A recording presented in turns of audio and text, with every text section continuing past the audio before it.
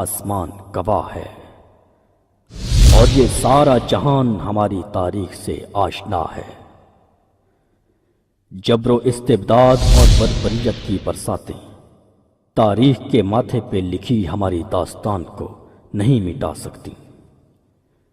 ہمارے اسلاف کی عظمت آج بھی زندہ ہے۔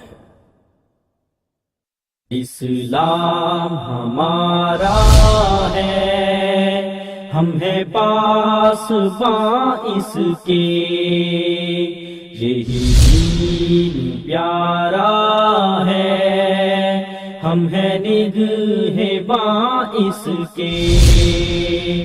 اسلام ہمارا ہے، ہم ہیں پاسباں اس کے، یہی دین پیارا ہے، ہم ہیں نگہباں اس کے۔ اس جہاں میں باقی ہے اپنی آبرو اس سے، یہ توحید کا گلشن اپنے رنگ و بو اس سے، اپنا خون شامل ہے اس کی آبیاری۔ الحمد للہ نحمده ونستعینه ونستغفره ونعوذ باللہ من شرور انفسنا من سیئات اعمالنا، من يهده الله فلا مضل له ومن يضلل فلا هادي له، واشهد ان لا اله الا الله وحده لا شريك له، واشهد ان محمدا عبده ورسوله۔ يا ايها الذين آمنوا اتقوا الله حق تقاته ولا تموتن الا وانتم مسلمون۔ يا أيها الناس اتقوا ربكم الذي خلقكم من نفس واحدة وخلق منها زوجها وبث منهما رجالا كثيرا ونساء، واتقوا الله الذي تساءلون به والأرحام إن الله كان عليكم رقيبا۔ يا أيها الذين آمنوا اتقوا الله وقولوا قولا سديدا يصلح لكم أعمالكم ويغفر لكم ذنوبكم، ومن يطع الله ورسوله فقد فاز فوزا عظيما۔ أما بعد، فإن خير الحديث كتاب الله، وخير الهدي هدي محمد صلى الله عليه وسلم، وشر الأمور محدثاتها، وكل محدثة بدعة، وكل بدعة ضلالة، الضلالة في النار۔ أعوذ بالله من الشيطان الرجيم، بسم الله الرحمن الرحيم۔ يا أيها الذين آمنوا أطيعوا الله وأطيعوا الرسول ولا تبطلوا أعمالكم۔ محترم صدر اجلاس، اسٹیج پر جلوہ افروز حضرات علماء کرام، محترم بزرگوں، نوجوان بھائیوں،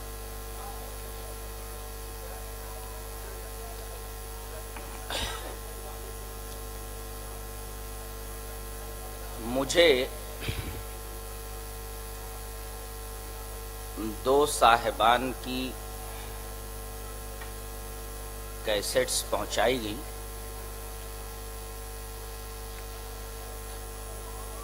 ایک صاحب ہیں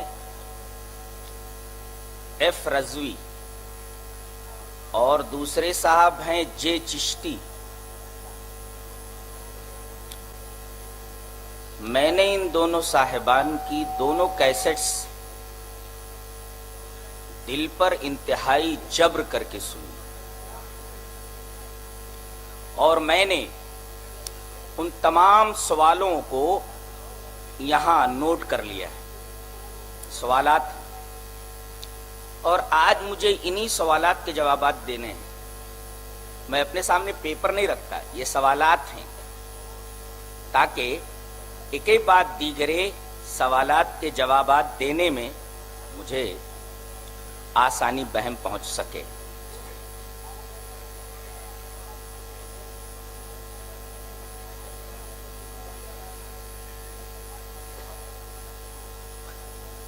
اللہ تبارک و تعالی نے یہودیوں کی ایک صفت بیان فرمائی ہے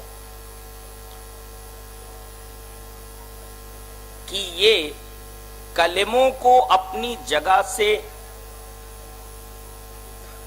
پھیر دیتے تھے. فرمایا گیا من الذین ہادوا یحرفون الکلم عن مواضعہ، یہودیوں میں سے کچھ ایسے ہیں جن کا کام یہ ہے کہ وہ اللہ کے کلام کو اس کی جگہوں سے پھیر دیتے. یہاں لفظ تحریف آیا ہے. تحریف کا مطلب تو یہ ہوتا ہے کہ اللہ نے کوئی لفظ نازل فرمایا، آدمی اس لفظ کو وہاں سے نکال کر کے اپنا لفظ ڈال دے. تحریف کا ایک اور طریقہ ہے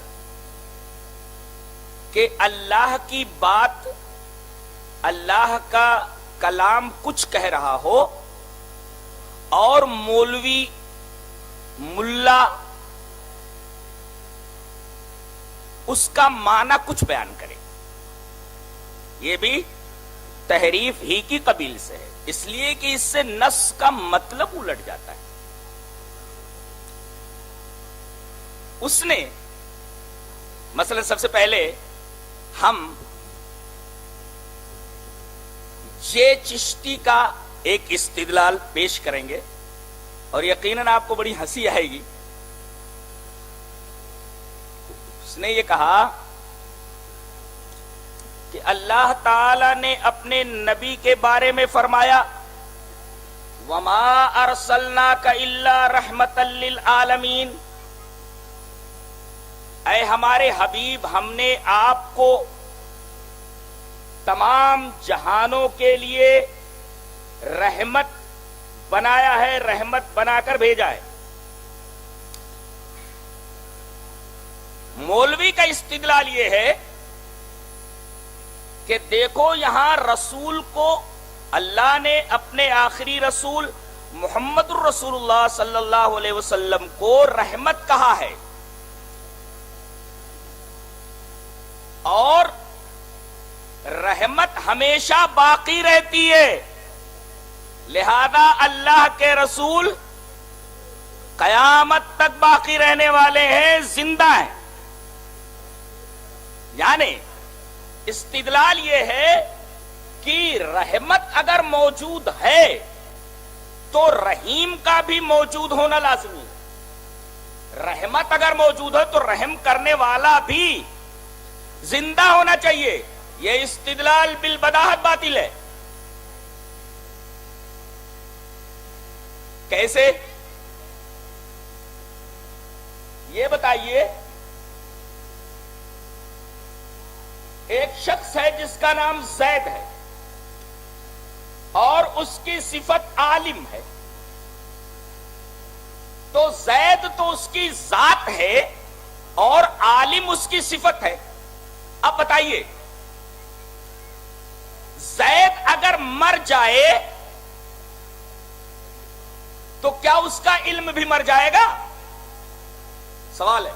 دوسرے، اگر علم زندہ ہے، علم موجود ہے، تو کیا ضروری ہے کہ عالم بھی زندہ ہو؟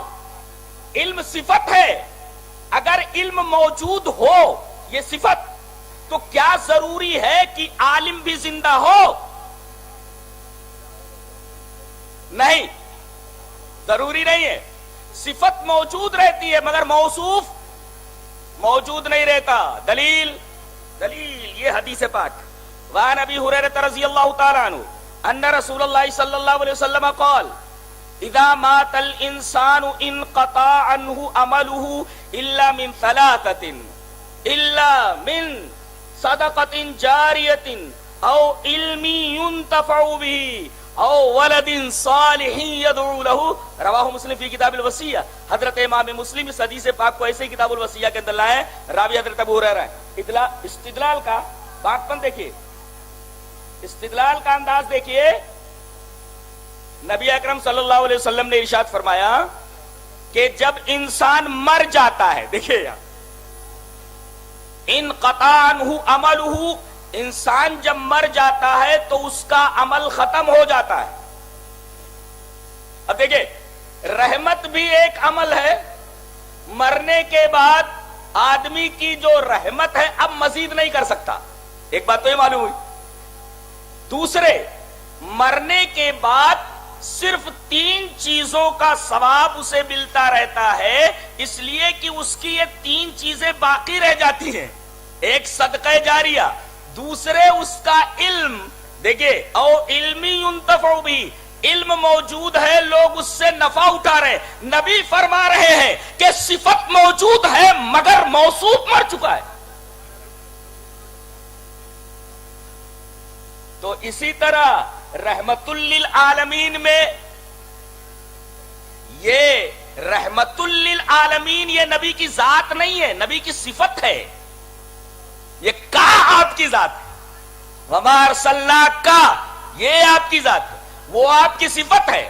لہذا یہ استدلال کرنا کہ رحمت کے موجود رہنے کے لیے ضروری ہے کہ رحیم بھی زندہ ہو، اس حدیث کے خلاف ہے. اس لیے کہ یہاں صفت موجود ہے علم کی مگر عالم موجود نہیں ہے. لہذا جے چشتی کا یہ استدلال بالبداہت باطل ہے. جس نے ذرہ برابر حدیث کے اوپر غور کیا ہوگا، قرآن کو پڑھا ہوگا، قرآن کی تفسیر کو دیکھا ہوگا، وہ اسی نتیجے پر پہنچے گا.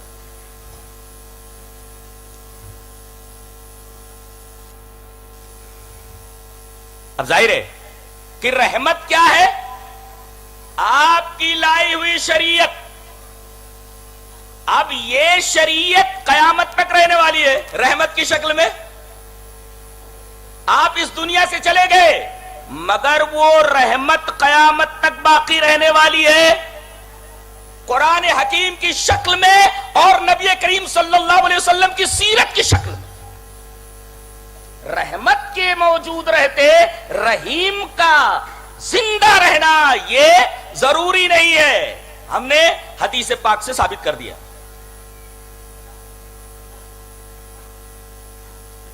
اب اگر آدمی زبان کو موڑ کر کے یہ ثابت کرنے کی کوشش کرے کہ میری بات کتاب ہے تو وہ کتاب نہیں بن جاتی. اللہ تبارک و تعالی نے یہودیوں کی ایک صفت اس طرح بیان فرمائی ہے. ارشاد فرمایا گیا وَإِنَّ مِنْهُمْ لَفَرِيقًا يَلْؤُونَ أَلْسِنَتَهُمْ لِتَحْسَبُوهُ مِنَ الْكِتَابِ وَمَا هُوَ مِنَ الْكِتَابِ وَيَقُولُونَ هُوَ مِنْ عِنْدِ اللَّهِ وَمَا هُوَ مِنْ عِنْدِ اللَّهِ وَيَقُولُونَ عَلَى اللَّهِ الْكَذِبَ وَهُمْ يَعْلَمُونَ. یہ کام عالم ہی کر رہا ہے. جے چشتی عالم یہ کام کر رہا ہے. کیا ان میں سے کچھ ایسے ہیں یہودی علماء میں سے جو اپنی زبان کو ٹیڑھا کر لیتے، موڑ لیتے، یلؤون السنتہم، اور ٹیڑھا کر کے کچھ اس طرح بات کو بناتے ہیں تاکہ تم سمجھ لو کہ وہ کتاب میں ہے، قرآن میں یا حدیث میں ہے. وما ہوا من الکتاب، جبکہ وہ چیز کتاب میں نہیں ہے. وَيَقُولُونَ هُوَ مِنْ عِنْدِ اللَّهِ، ثابت کرنے کی کوشش کرتے ہیں وہ کتاب اللہ میں لیکن وہ کتاب کے اندر. وَيَقُولُونَ هُوَ مِنْ عِنْدِ اللَّهِ، کہ یہ اللہ کی طرف سے، حالانکہ وہ اللہ کی طرف سے نہیں ہوتی. وَيَقُولُونَ عَلَى اللَّهِ الْكَذِبَ، اللہ کے اوپر یہ جھوٹ باندھ رہے ہیں جانتے بوجھتے. وَهُمْ يَعْلَمُونَ. لہذا وما ارسلناک الا رحمتا للعالمین سے نبی کریم صلی اللہ علیہ وسلم کا زندہ رہنا قیامت تک کے لیے اس طریقے سے جس طریقے سے آدمی مرنے سے پہلے زندہ رہتا ہے، یہ استدلال بالکل باطل ہے. یہ تو قرآن کی ایک آیت سے صاحب نے دھوکہ دینے کی کوشش کی. اب آئیے ایک حدیث سے انہوں نے کس طرح دھوکہ دینے کی کوشش کی ہے وہ آپ کے سامنے بیان کرتا ہوں. پہلے وہ حدیث پڑھتا ہوں. اس آدمی کو حدیث پڑھنے کی کیا تمیز ہوگی بیچارے کو؟ حدیث کا ایک ٹکڑا پڑھا ہے وہ بھی پتہ نہیں کس طریقے سے، اور انگریزی کا دھونچ جماتے ہوئے یوں بول رہا ہے نو ڈاؤٹ اباؤٹ اٹ. یہاں انگریزی پڑھنے والے موجود ہیں، بتائیے یہ جملہ صحیح ہے؟ نو ڈاؤٹ اباؤٹ اٹ. اگر بورڈ کے اوپر لکھ دیا جائے نو ڈاؤٹ اباؤٹ اٹ، ایک بچہ بھی ہنس دے گا کہ یہ جملہ غلط ہے. اباؤٹ بھی لگا ہے اور اس کے بعد نو ڈاؤٹ کہہ دیا گیا. ارے there is no about, there is no doubt about, وہاں دیر از کا استعمال ہوگا. اب انگریزی بیچارہ پڑھا ہوا تب نہ بولے گا. نو ڈاؤٹ اباؤٹ اٹ سے انگریزی کا جاننا ثابت نہیں ہوتا. اور کم سے کم میرے اوپر تو انگریزی کی دھونس نہ جمائی جائے.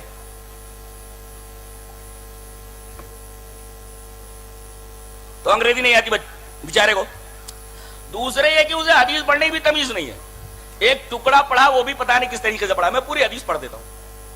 حدیث اس طرح وعن عبداللہ بن عمرو رضی اللہ تعالی عنہ قال قال رسول اللہ صلی اللہ علیہ وسلم لا يأتين على امتي ما تعالى بني اسرائيل حذف النال بالنال حتى ان كان منهم من اتى امه علانية لكان من امتي من يصنع ذلك وان بني اسرائيل تفرقت على 72 ملة وتفترق امتي على 73 ملة كلهم في النار الا ملة واحدة. قالوا من يا رسول الله قال ما انا عليه واصحابي رواه الترمذي في كتاب الايمان في باب افتراق هذه الامة. ایسا پڑھ کے بتاؤ, حدیثوں کے بارے میں آدمی کلام کر رہا ہے, اہل حدیثوں کو گالیاں دے رہا ہوں, حدیث پڑھنے کی تمیز نہیں ہے. ایسا آدمی جب تقریر کرنے بیٹھے تو کیا لوگوں کی شرم ماری گئی ہے, غیرت چلی گئی ہے کہ اس سے مطالبہ نہیں کرتے کہ تو نبی کی بات بیان کرنے بیٹھا تو نبی کی حدیث بیان کر, اللہ کی بات بیان کرنے بیٹھا تو قرآن کی آیت پڑھ. یہ اول چلول باتیں کیوں کر رہا ہے, فضول کی باتیں کیوں کر رہا ہے, خرافات اور ترہات کیوں بک رہا ہے, حفوات کیوں پیش کر رہا ہے. یہ جے چشتی صاحب اس طریقے کی ناحق باتیں کہہ رہے تھے, میں کیسٹ میں سن رہا تھا, ساتھ ساتھ ایک قادری صاحب کے اس ناحق کی تائید میں حق کی بھی سن رہا تھا, حق ہے کہ حق کی بھی سن رہا تھا, جبکہ وہ شروع سے آخر تک صرف ناحق ہی بکتا رہا, اور ایک قادری صاحب برابر اس ناحق کی تائید میں حق ہے کہ حق کی لگاتے رہے. تو حق ہے کہ حق کی لگانے سے ناحق کبھی بھی حق نہیں بنتا ہے. اس حدیث سے استدلال یہ کیا گیا کہ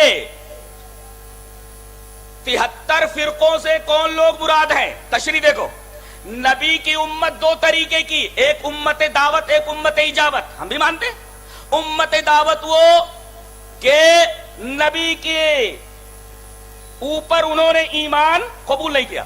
امت اجابت جنہوں نے نبی کی دعوت کو قبول کر لیا, یہاں تک تو صحیح ہے. اس کے بعد امت اجابت میں 73 فرقے, یہ بھی صحیح ہے, لیکن فرقہ نہیں بول رہا ہے وہ. تشریح دیکھو کہ 73 نمازیوں میں سے کون جنتی اور کون جہنمی, 72 نمازی جہنمی اور ایک نمازی جنتی. یہ تشریح ہے اس کی, یہ تشریح ہے. یہاں فرد کی بات نہیں ہو رہی, یہاں ملت کی بات ہو رہی ہے. گویا کہ اس نے لفظ ملت کو فرد بنا دیا, اور ظاہر ہے کہ ملت اور فرد میں زمین اور آسمان کا فرق ہے. یہ استدلال اسی سے باطل ہے, یہ استدلال غلط ہے. یہ استدلال حق ہے, حقی والا ہی بول سکتا ہے کہ یہ صحیح ہے, حق ہے. لیکن اہل حدیث اس غلط استدلال کے بارے میں یہی بولے گا کہ یہ استدلال بالکل باطل ہے. یہاں یہ مراد نہیں ہے کہ 73 نمازیوں میں سے 72 نمازی جہنمی ہے اور ایک نمازی جنتی ہے. یہاں یہ بتایا گیا ہے کہ 73 فرقے ہو جائیں گے جس میں 72 فرقے جہنمی ہوں گے, اور فرقہ ایک آدمی کو نہیں کہا جاتا, ملت ایک آدمی کو نہیں کہا جاتا, فرد کو نہیں کہا جاتا. وہ ملت کا مطلب فرد لے رہا ہے اور آنکھوں میں دھول جھونک رہا ہے. اور اللہ تبارک و تعالی نے اہل کتاب کو خطاب کر کے کہا کہ دیکھو ایک کام مت کرنا, یا اہل الکتاب, بار بار یا اہل الکتاب کہہ کر کے انہیں وارننگ دی گئی, تنبیہ کی گئی. اچھا, ایک جگہ فرمایا گیا وَلَا تَلْبِسُوا الْحَقَّ بِالْبَاطِلِ وَتَكْتُمُوا الْحَقَّ وَأَنْتُمْ تَعْلَمُونَ. دیکھو حق کے ساتھ باطل مت ملاؤ. یہ دیکھو حدیث پوری کی پوری حق ہے, لیکن اس بندے نے باطل کو ملا دیا اس حدیث میں. کیا اس آیت کریمہ کے دائرے میں نہیں آتا؟ لا ولا تلبسوا الحق بالباطل, حدیث حق ہے مگر اس نے باطل کو ملا دیا اس میں کہ ملت کا معنی وہ فرد لے رہا ہے, جبکہ ملت کا معنی فرد نہیں ہوتا. وہاں 73 نمازیوں میں سے 72 نمازی جہنمی اور ایک نمازی جنتی, یہ مفہوم نہیں ہے, یہ اس کے اپنے گھر کی تشریح ہے. یہ تشریح کسی محدث نے نہیں کی, یہ تشریح کسی بھی شارح نے نہیں کی, کسی بھی شارح حدیث نے نہیں کی. گویا یہ تشریح اس کی خانہ ساز ہے, خود ہی اس نے بنائی. یہ ہے ان کا مبلغ علم, اور یہ ہے حدیث فہمی اور حدیث بیانی. لا ولا تلبسوا الحق بالباطل, اے اہل کتاب تم لوگ حق کے اندر باطل کو نہ ملاؤ. وتکتموا الحق, اور حق मत छुपाओ वअंतुम तालमून, علم ہوتے ہوئے حق کو چھپا. ایک ہے علم نہیں ہے آدمی غلط بات بول رہا ہے، اس کی قباحت و شناعت کم ہے، لیکن ایک آدمی جانتے بوجھتے ہوئے حق بات میں باطل کو ملا لے اور حق کو چھپائے، اس کی قباحت اور شناعت دو چند نہیں، سہ چند چہار چند ہو جاتی ہے.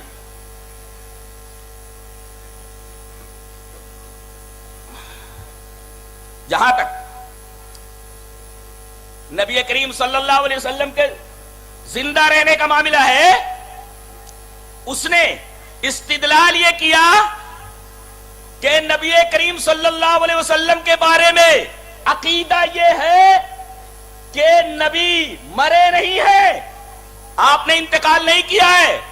اور کیا کہہ رہا ہے کہ اس میں جنت میں جانے والے آدمی کا منہج بتایا گیا، ما انا علیہ واصحابی، یہ بھی صحیح ہے، جس پر میں ہوں اور میرے صحابہ ہیں وہی آدمی جنت میں جائے گا، وہی فرقہ جنت میں جائے گا. یہ تو صحیح ہے، برابر. لیکن اب استدلال دیکھو، استدلال کتنا غلط ہے.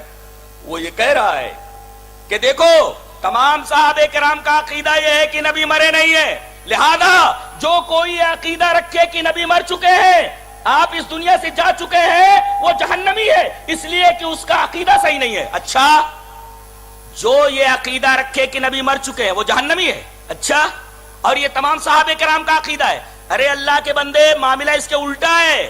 آئیے سب سے پہلے آپ کی پیاری بیوی، ارے پوچھا گیا نبی سے سب سے زیادہ محبت اے اللہ کے نبی آپ کس سے کرتے ہیں؟ کہا کہ عائشہ سے، کہا کہ اس کے بعد، کہا کہ عائشہ کے باپ سے. اب بتائیے نبی کریم صلی اللہ علیہ وسلم کی بیوی محترمہ حضرت عائشہ رضی اللہ تعالیٰ عنہ، جو نبی سے بے پناہ محبت کرنے والی اور اسی طریقے سے نبی ان سے بے پناہ محبت کرنے والے، آئیے وہ کیا بولتی ہیں، کیا بولتی ہیں؟ آئیے وہ حدیث دیکھتے ہیں. حدیث اس طرح، وعن عائشہ رضی اللہ تعالیٰ عنہ قالت مات النبی صلی اللہ علیہ وسلم وَإِنَّهُ لَبَيْنَ حَاقِنَتِي وَزَاقِنَتِي فَلَا أَكْرَهُ شِدَّةَ الْمَوْتِ لِأَحَدٍ أَبَدًا بَعْدَ النَّبِيِّ صلی اللہ علیہ وسلم. رواہ البخاری فی کتاب المغازی. حضرت امام بخاری حدیث پاک کو ایسے کتاب المغازی کے اندر لائے. حضرت عائشہ رضی اللہ تعالیٰ عنہ فرماتی ہے مات النبی صلی اللہ علیہ وسلم، نبی کریم صلی اللہ علیہ وسلم مر چکے، he has died. انہوں نے انتقال کا لفظ نہیں کہا، انہوں نے پردہ کر لینے کا لفظ نہیں استعمال کیا، پردہ کر لینے کی ترکیب نہیں استعمال فرمائی، بلکہ ڈائریکٹ اس کے لیے حضرت عائشہ رضی اللہ تعالیٰ عنہ نے موت کا لفظ استعمال فرمایا. اور موت نام ہے جسم سے روح کے انفصال کلی کا، پوری طریقے سے روح کا جسم سے نکل جانا، دیٹ از کالڈ موت. اور یہی لفظ حضرت عائشہ نے استعمال فرمایا کہ نبی کو موت آ چکی ہے. اب بتائیے یہ حضرت عائشہ کا عقیدہ ہے، اگر کوئی آدمی یہ عقیدہ رکھتا ہے تو بتاؤ وہ صحابہ کے عقیدے پر ہے یا نہیں؟ اہل حدیث کا عقیدہ یہ ہے کہ نبی کریم صلی اللہ علیہ وسلم کو حیات دنیاوی حاصل نہیں. یہ عقیدہ تو حضرت عائشہ کا ہے، اور اسی عقیدے کے اوپر تمام صحابہ کرام کا اجماع ہے. اور اجماع بتاتا ہوں میں کہ نبی کریم صلی اللہ علیہ وسلم کا انتقال ہو چکا ہے، نعش مبارک رکھی ہوئی ہے، حضرت عمر تقریر کر رہے ہیں، کوئی اگر یہ بولے گا کہ نبی مر چکے ہیں تو اس کی گردن مار دوں گا. تمام صحابہ کرام چپ چاپ بیٹھے ہوئے ہیں. حضرت ابو بکر آتے ہیں، کہتے ہیں عمر بیٹھ جاؤ. حدیث پڑھنے کا ٹائم نہیں ہے، بہت ساری حدیثیں مجھے بھی پڑھنی ہے، تو یہ حدیث کئی بار میں پڑھ چکا ہوں. تو حضرت عمر آتے ہیں، حضرت عمر بیٹھ تقریر کر رہے ہیں، حضرت ابو بکر صدیق آتے ہیں، کہتے ہیں عمر بیٹھ جاؤ، غلط بول رہے ہو تم، غلط بول رہے ہو تم کہ نبی نہیں مرے. ان کا کہنا ہے جیسے موسیٰ کوہ طور پر گئے تھے کچھ دنوں کے لیے واپس لوٹ آئے تھے، ایسے ہی نبی بھی کہیں گے واپس آ جائیں گے. حضرت ابو بکر نے کہا عمر بیٹھ جاؤ، اجلس یا عمر، تمہارا یہ منہج بالکل غلط ہے کہ نبی مرے نہیں ہیں، کہیں گئے ہیں اور موسیٰ کی طرح واپس آ جائیں گے، خبردار خبردار بیٹھ جاؤ. انہوں نے کہا میں نہیں بیٹھتا. فابا عمر وہیں یجلسا، حضرت عمر نے کہا میں نہیں بیٹھتا. اصل میں دماغ قابو میں نہیں تھا نبی کریم صلی اللہ علیہ وسلم کے انتقال پر. اس کے بعد آپ نے تقریر فرمانا شروع کر دی. اے لوگو سنو، تم میں سے جو محمد کی عبادت کرتا تھا سمجھ لے کہ محمد مر چکے ہیں. اے ہے یہ تقریر ہے توحید کے اوپر. من کان منکم یعبد محمدا فإن محمدا قد مات. تم میں سے جو محمد کی عبادت کرتا تھا سمجھ لے کہ محمد مر چکے. جیسے حضرت عائشہ نے لفظ موت استعمال کیا، حضرت صدیق نے وہی لفظ استعمال کیا. حضرت عمر کہتے ہیں کہ اس کے بعد جو انہوں نے آیت کریمہ تلاوت کی، ما محمد اللہ رسول، ایسا لگا جیسے یہ آیت ابھی نازل ہو رہی ہو، اور مجھے یقین ہو گیا کہ نبی کریم صلی اللہ علیہ وسلم کا انتقال ہو چکا ہے، آپ مر چکے. اور ایسا لگا جیسے میرے گھٹنوں میں جان ہی نہیں ہے. تمام صحابہ کرام موجود ہیں، گویا تمام صحابہ کرام نے اس وقت خاموشی اختیار کی. صحابہ کرام کا سکوت اجماع ہے، اور انہوں نے آپ کو نہلایا دھلایا سپرد خاک کیا. گویا نبی کی موت پر تمام صحابہ کرام کا اجماع. حضرت عائشہ رضی اللہ تعالیٰ عنہ لفظ موت استعمال کر رہی ہیں. حضرت صدیق موت استعمال فرما رہے ہیں اور تمام صحابہ کرام خاموش ہیں. آپ کو سپرد خاک کیا جا رہا ہے. یہ تمام کا تمام پروسیجر اس بات کی دلیل ہے کہ نبی کریم صلی اللہ علیہ وسلم کو موت ہو چکی ہے. اس پر تمام صحابہ کرام کا اجماع ہے. ظاہر ہے کہ اس کے خلاف جو عقیدہ رکھے وہ مانا علیہ واصحابہ کے خلاف عقیدہ رکھ رہا ہے، وہ خود کافر ہے. ثابت ہو گیا. اصل میں تمام نبیوں کے امتوں کا ایک پرابلم ہمیشہ رہا ہے. ایک پرابلم ہمیشہ رہا ہے. جتنے بھی انبیاء کرام دنیا میں آئے ان کی امتوں کو اپنے انبیاء سے ہمیشہ ایک پرابلم رہا. کیا؟ کہ تم نبی نہیں ہو سکتے اس لیے کہ تم بشر ہو. اصحاب یاسین کو دیکھو، وہ گئے تو انہوں نے کہا تم لوگ کون ہو؟ بولے نبی ہیں. قالوا ما انتم الا بشر مثلنا، تم ہماری طرح ایک بشر ہو، اور جو بشر ہو وہ کبھی نبی نہیں ہو سکتا. اور آج کیا کہتے؟ پہلے کیا بولتے تھے؟ بشر ہے اس وجہ سے نبی نہیں ہو سکتا. اور آج کیا کہتے ہیں؟ نبی ہے اس لیے بشر نہیں ہو سکتا. دونوں عقیدوں کے درمیان ایک چیز قدر مشترک ہے، وہ یہ کہ نبی کوئی سپر نیچرل ہونا چاہیے، نیچرل نہیں ہونا چاہیے. اللہ فرما رہا ہے نیچرل ہوتا ہے. نبی جو ہوتا ہے انسان ہوتا ہے، سپر نیچرل نہیں ہوتا. اور تمام انبیاء کرام کے تعلق سے ان کی امتوں کا یہی پرابلم رہا ہے. وہ ان کا عقیدہ یہ تھا کہ نبی کو سپر نیچرل ہونا چاہیے. پہلے یہ کہتے تھے یہ بشر ہے اس وجہ سے نبی نہیں ہو سکتا، اور آج کہتے ہیں یہ نبی ہے اس لیے بشر نہیں ہو سکتا. دلیل یہ دی گئی اہل حدیثوں کی طرف سے کہ اللہ یہ فرماتا ہے اے ہمارے حبیب آپ کہہ دیجئے کہ میں تمہاری طرح ایک انسان ہوں. قل انما انا بشر مثلکم. اچھا، اب یہ مولوی کیا کہتا ہے؟ یہ تحریف دیکھو. کہتا ہے کہ یہاں اللہ نے اپنے حبیب سے یہ کہا ہے کہ تم کافروں سے کہہ دو کہ تمہاری طرح میں انسان نہیں ہوں. یہ کھلی تحریف نہیں ہے. اچھا ٹھیک ہے، یہاں سے تو بچ نکلے بیٹا، یہاں سے تم بیٹا بچ نکلے تعویل کر کے کہ یہاں اللہ نے اپنے نبی سے کہا کہ میں تمہاری طرح بشر ہوں. یہ بات کس سے کہہ دو؟ کافروں سے کہہ دو. ٹھیک ہے، لیکن ایک جگہ پھنس جاؤ گے بیٹا، شاید تم نے وہ حدیث نہیں پڑھی. اب قاسمی پڑھنے جا رہا ہے وہ حدیث، وہاں سے تو بچ نکلے. یہی وجہ ہے کہ قرآن کو بغیر حدیث کے نہیں سمجھا جا سکتا، ورنہ قرآن بازیچے اطفال بن جائے گا جس طریقے سے چاہے آدمی قرآن سے کھیلے. دیکھو کیسی تعویل کر لی گئی کہ تمہاری طرح بشر ہوں. قل انما انا بشر مثلکم، میں تمہاری طرح. بشریت کا جہاں تک معاملہ ہے یہ کفار کی بات ہے. اب میں حدیث پڑھ دوں کہ یہ بات نبی کریم صلی اللہ علیہ وسلم نے صحابہ سے کہی ہے کہ میں تمہاری طرح انسان ہوں، میں تمہاری طرح. اچھا، اور پھر ایک تعارض ہوگا. نبی کریم صلی اللہ علیہ وسلم کی حدیث سنی، حدیث اسراء. وعن عبداللہ رضی اللہ تعالیٰ عنہ قال صلی رسول اللہ صلی اللہ علیہ وسلم فزاد او نقص قال ابراہیم والوہم منی فقیل ازید یا رسول اللہ ازید فی صلاة شیئن فقال انما انا بشر مثلکم انسا کما تنسون فاذا نسی احدکم فلیسجد سجدتین وهو جالس ثم تحول رسول اللہ صلی اللہ علیہ وسلم فسجد سجدتین. رواہ مسلم فی کتاب المساجد. حضرت امام مسلم اس حدیث پاک کو ایسے کتاب المساجد کے اندر لائے ہیں، اور راوی حضرت عبداللہ ابن مسعود ہے. حضرت عبداللہ ابن مسعود فرماتے ہیں کہ نبی کریم صلی اللہ علیہ وسلم نے ایک نماز پڑھائی، غالباً زیادہ ہو گئی تھی یا کم ہو گئی تھی. یہ ابراہیم کو وہم ہوا ہے. فزاد او نقص، نماز کم ہو گئی یا زیادہ ہوئی؟ راوی کو شک ہے، راوی کو وہم ہوا. آپ سے پوچھا گیا کہ اللہ کے رسول کیا نماز میں کچھ اضافہ ہو گیا ہے؟ کہا کہ کیا ہوا؟ کہا کہ اللہ کے رسول آپ نے 4 رکعت لگتا ہے 5 رکعت پڑھا دیے. کہا نہیں، انما انا بشر مثلکم، مخاطب صحابہ ہیں، میں تمہاری طرح ایک انسان ہوں، تمہاری طرح.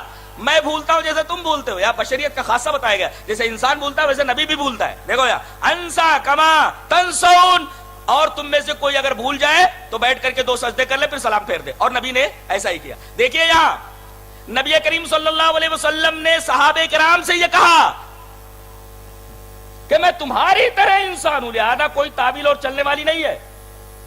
ایک اعتراض بندے نے یہ کیا کہ نبی کریم صلی اللہ علیہ وسلم نے کہا ایکم مثلی، اے میرے صحابہ کیا تم لوگ میرے مثل ہو. اب دیکھو یہ تو ایسے ہی ہوا جیسے کوئی آدمی یہ کہے یا ایھا الذین آمنوا لا تقربوا الصلاۃ، اے ایمان والو نماز کے قریب نہ جاؤ، بس چھٹی ہو گئی، نماز پڑھنا ہی نہیں ہے. ارے آگے پڑھ کیا ہے، بیک گراؤنڈ دیکھ، کس تناظر میں کہا جا رہا ہے نماز کے قریب مت جا.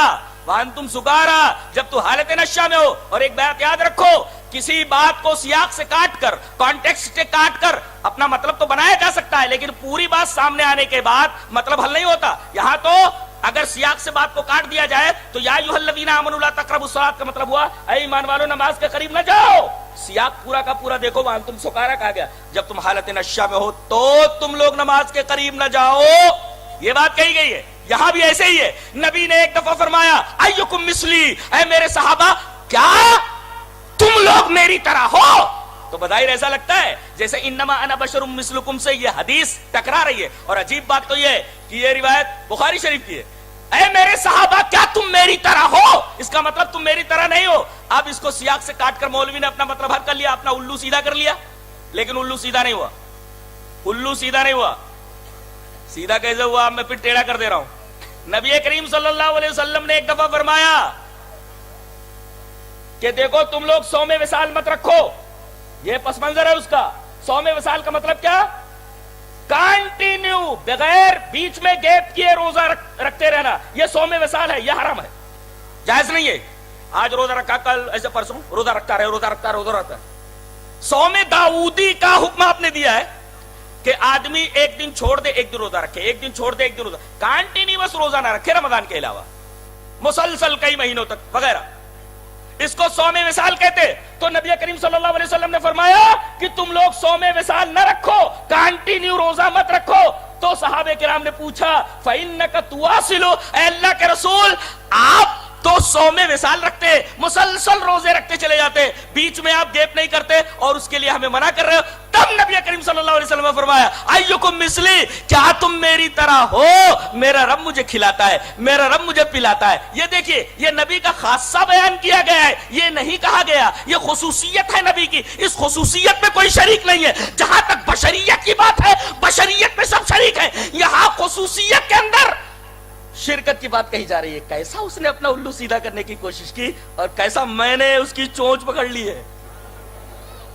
چونچ پکڑ لی ہے میں نے اس کی. بیٹا بھاگ نہیں سکتا، چونچ نہیں، ایک گٹھیا ایسے پکڑ لیا، نہیں سے بھاگ نہیں سکتا تو.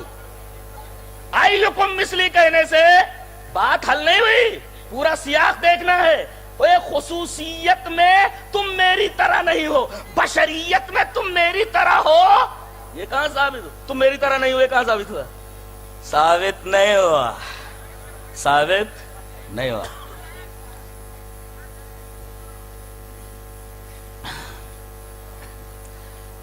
نبی کریم صلی اللہ علیہ وسلم زندہ ہے، اس کے لیے ایک دلیل اس نے اور دی. کہا کلمہ پڑھو، پڑھ لیا گیا لا الہ الا اللہ محمد رسول اللہ، نہیں ہے کوئی معبود سوائے اللہ کے. کہا ترجمہ کرو دوسرے ٹکڑے کا، محمد اللہ کے رسول ہیں.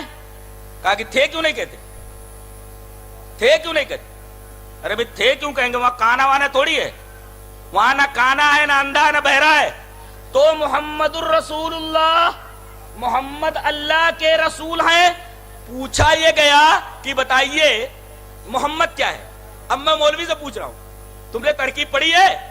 محمد ہے مبتدا، رسول و مضاف، اللہ ہے مضاف الیہ، مضاف اپنے مضاف الیہ سے مل کر یہ خبر ہے محمد کی. اور آپ کو معلوم ہے کہ مبتدا اور خبر سے مل کر جملہ اس میں خبریہ بنا. اس میں جو خبر ہوتی ہے، خبر یہ اپنے مبتدا کے بارے میں ایک اخبار کرتی ہے، ایک بات بتاتی ہے کہ محمد کون ہے، بولے اللہ کے رسول ہیں، یہ خبر ہے.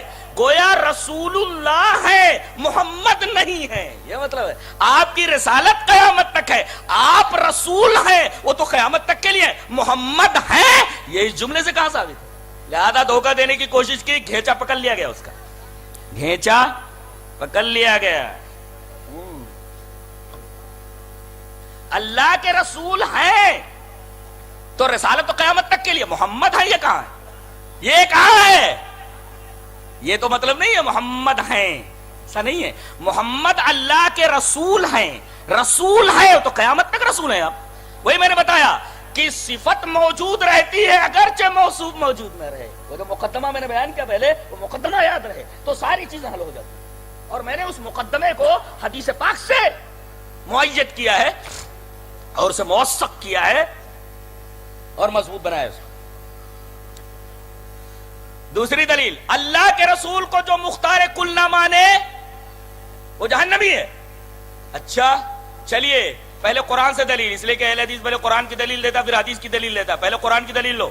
سورہ جن کی آیت اللہ نے فرمایا قل انی لا املک لکم ضرا ولا رشدا. اے ہمارے حبیب آپ بول دیجئے میں کسی نفع اور نقصان کا مالک نہیں ہوں. ارے عربی تو نے پڑھی ہوتی تو تجھ کو گرامر معلوم ہوتا کہ اگر نکرہ تحت النفی ہے تو عموم کا فائدہ دیتا ہے. یہاں لا قل لا یہ حرف نفی ہے اور ذر اپنے معطوف علیہ کے ساتھ، ذر جو ہے اپنے معطوف کے ساتھ، یہ دونوں کے دونوں نکرہ ہے. ذرن بھی نکرہ ہے اور رشدن بھی نکرہ ہے اور نکرہ تحت النفی ہے تو عموم کا فائدہ دیتا ہے. اے ہمارے حبیب آپ بول دیجئے میں ذرہ برابر کسی نفع کا مالک نہیں، کسی نقصان کا مالک نہیں. اللہ تبارک و تعالیٰ نے آپ کی زبان مبارک سے کہلوا دیا کہ آپ مختار کل نہیں ہے، اس لیے کہ مختار کل ایسا نہیں بولتا کیا کہ میں کسی نفع اور نقصان کا مالک نہیں ہوں. اللہ کہلوائے نبی سے کہ اے نبی آپ کہہ دیجئے میں کسی نفع اور نقصان کا مالک نہیں. نکرہ کو تحت النفی لا کر کے اور اس کو موقت کر دیا گیا کہ میں کسی نفع اور نقصان کا مالک نہیں. لہذا جو نفع اور نقصان کا مالک نہ ہو اس کے بارے میں یہ عقیدہ رکھنا کہ مختار کل ہے، یہ قرآن کے اس بیان کے بالکل خلاف ہے. حدیث یہ رہی، حضرت نبی کریم صلی اللہ علیہ وسلم نے بیر معونہ کے شہداء، بیر معونہ جانو یہ ایک مقام کا نام ہے. کچھ لوگوں نے آ کر کے نبی کریم صلی اللہ علیہ وسلم سے گزارش کی کہ کچھ لوگوں کو بھیج دیجئے وہاں جا کر کے لوگوں کو تبلیغ کریں، وہ مائل بے اسلام ہے. نبی کریم صلی اللہ علیہ وسلم نے کچھ صحابہ کرام کو وہاں بھیج دیا. اس مقام پر جب پہنچے تو دھوکے سے تمام صحابہ کرام کو شہید کر دیا گیا اور سب کے سب قاری قرآن تھے. اللہ کے رسول صلی اللہ علیہ وسلم کو دلی تکلیف ہوئی کہ اتنے بڑے بڑے قاری تھے قرآن کے، کتنا فائدہ پہنچتا امت کو. دیکھو ان لوگوں نے دھوکے سے بلا کر کے سب کو مار دیا.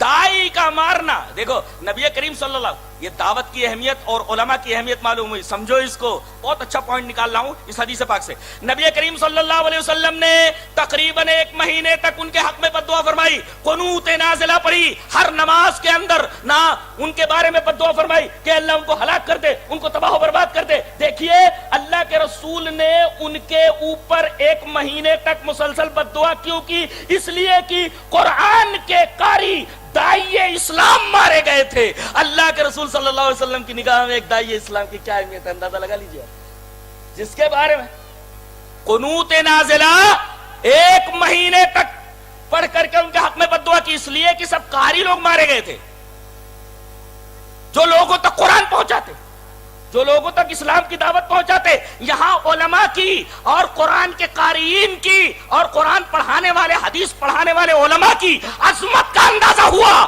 کہ ان کے شہید کیے جانے پر اللہ کے رسول صلی اللہ علیہ وسلم نے 1 مہینے تک مسلسل نمازوں میں مارنے والوں کے لیے، شہید کرنے والوں کے لیے بد دعا کی.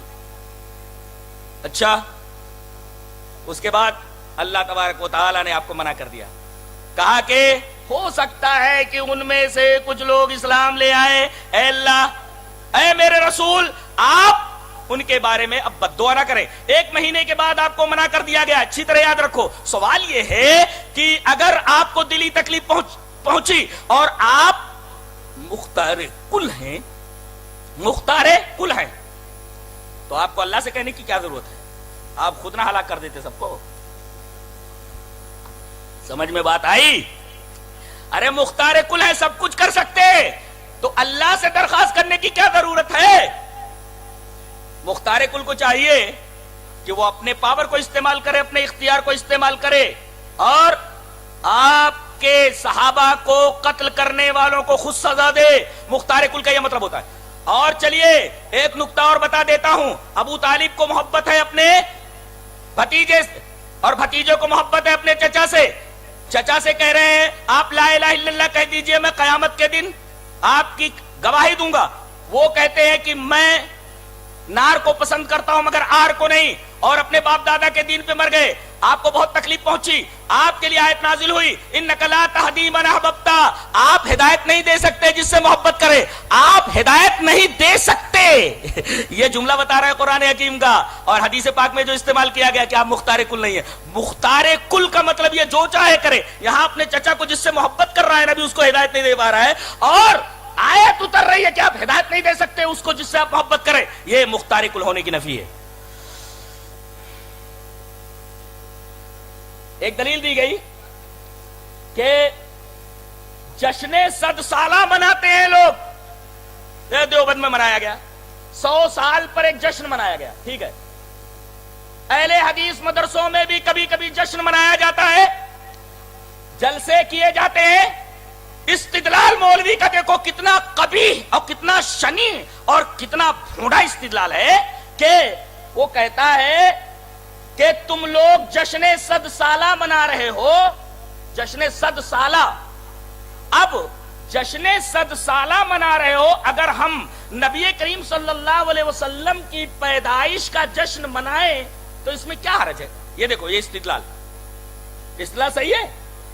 میں آپ سے پوچھ رہا ہوں بھائی، ایک جشن منا رہا ہے، جشن 100 سالہ یا کوئی بھی جشن منا رہا ہے، اور ایک ہے اس پر استدلال کرتے ہوئے یہ کہنا کہ تم لوگ ایک جشن مناتے ہو کسی چیز کے بارے میں، تو کیا ہم لوگ نبی کریم صلی اللہ علیہ وسلم کی پیدائش کا جشن نہ منائیں؟ یہ دیکھو